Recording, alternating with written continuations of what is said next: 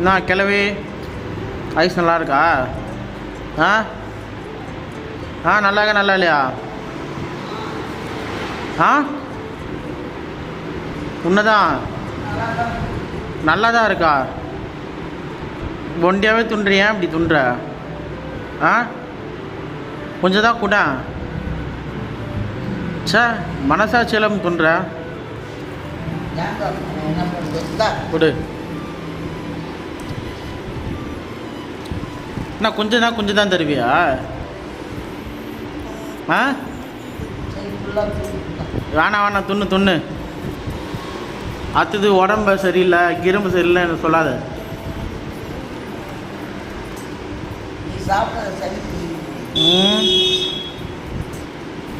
நான் சாப்பிட்டா சளி பிடிக்கும், நீ சாப்பிட்டா சளி பிடிக்காதா? அப்பா